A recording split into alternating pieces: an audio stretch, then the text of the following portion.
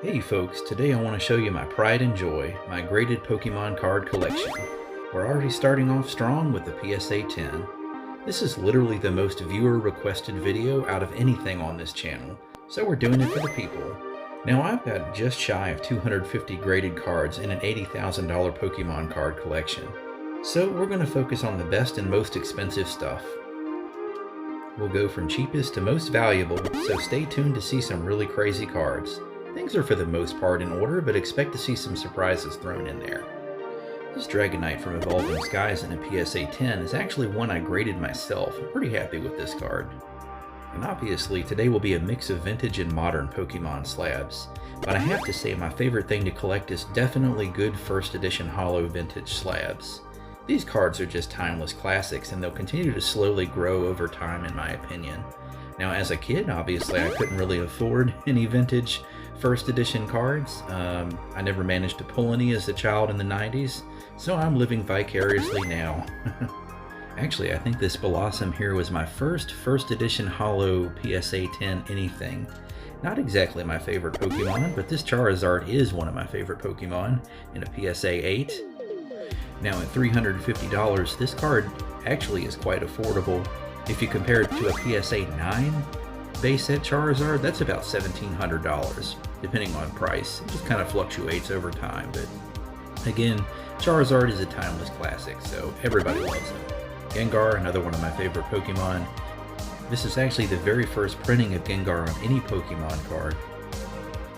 And here we have a Dark Blastoise in a 9 from the Team Rocket set. Honestly, the artwork on this one is probably one of the best, high-end artworks you can get from Team Rocket. It's not super crazy valuable, but it's still a really cool card. And we have the very first printing, the original Umbreon, the original Moonbreon.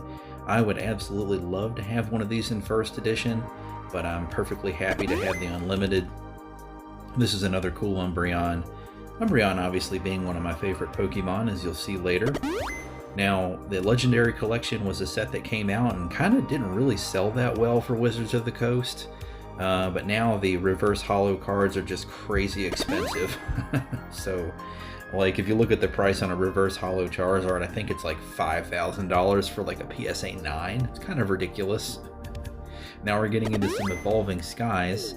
Probably my favorite modern set, as you'll see. I'm trying to collect all of the major alt-arts from that set in PSA 10s.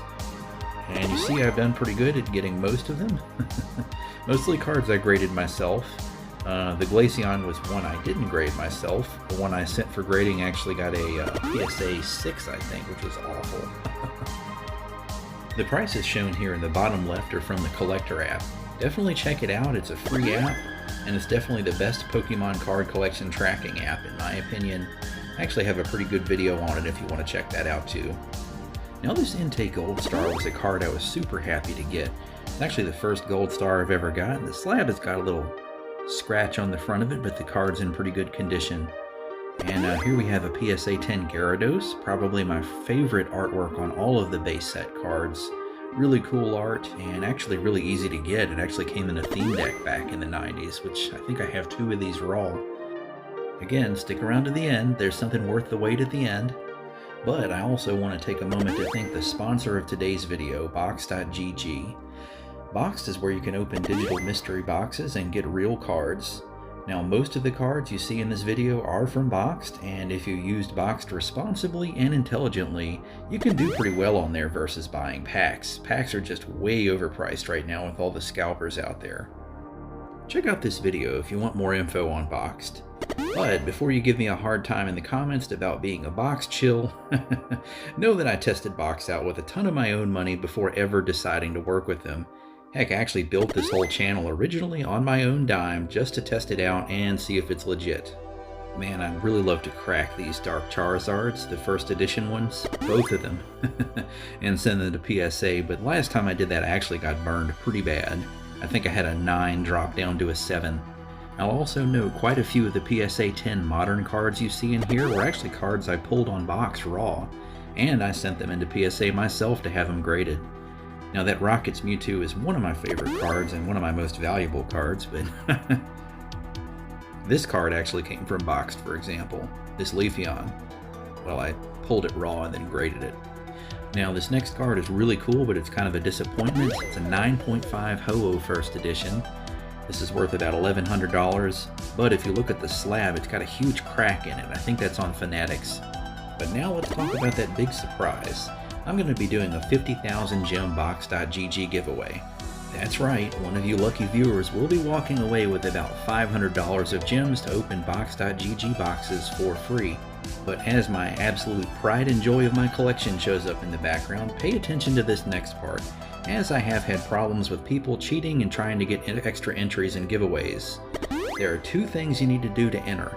Number one is email me at the channel email on the screen, and I'll tell you step number two to do in a second after a short plug. Now this is literally the biggest giveaway I've ever done on this channel. It's about $500 worth of gems.